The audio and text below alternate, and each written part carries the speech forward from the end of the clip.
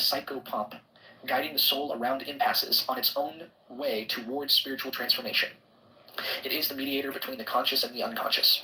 Whereas the persona is the reconciler between the ego and the outer world, the soul image is the reconciler between the ego and the inner world. Once fully realized and integrated, the soul image can bring incredible enrichment into consciousness and a vital expansion of the true self. Archetypes. The third step in the process of individuation is the manifestation of archetypes. An archetype is an idea, mode of thought, or God form that has manifested from the inherited experiences of humankind from the collective unconscious. Quote, the concept of the archetype is derived from the repeated observation that, for instance, the myths and fairy tales of world literature contain definite motifs which crop up everywhere. We meet these same motifs in the fantasies, dreams, deliria, and delusions of individuals living today.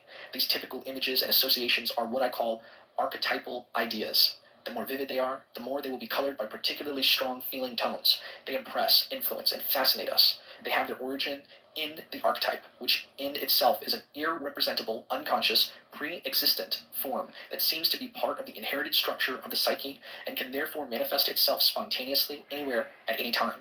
End quote. According to Jung, once the soul image has been integrated, next comes the manifestation of the major archetypes of spirit and matter. These include the wise old man as the spirit principle in man, and the great mother as the principle of matter or nature in women.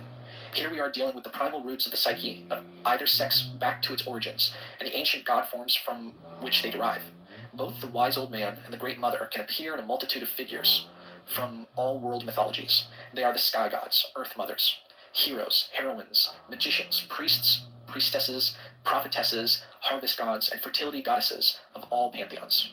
These ancient archetypes are transcendent energies that can bring much wisdom and spiritual growth. Jung referred to archetypal figures of the psyche as mana personalities.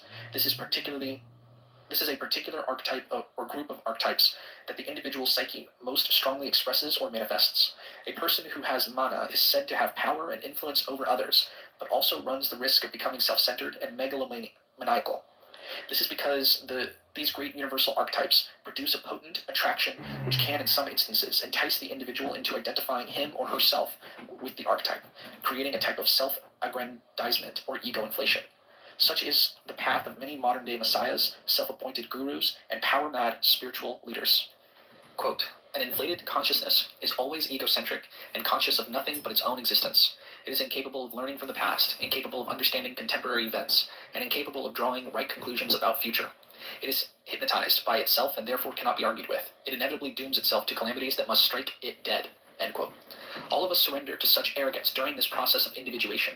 However, the creative energies that are stimulated in the psyche by the appearance of archetypes can be fully accessed only after one has humbly acquired the ability to discern the difference between him or herself and them. On the road to self-growth, we must not mistake personal insights into our own inner workings as messages from God to his new chosen prophet. We must work to clarify our relationship to spirit and nature as represented by the gods' archetypes. These potent and eternal forces are a part of our psyche that are meant to empower and inspire us. Magicians regard archetypes as various forms or images of divinity that teach us about ourselves and our place in the divine universe.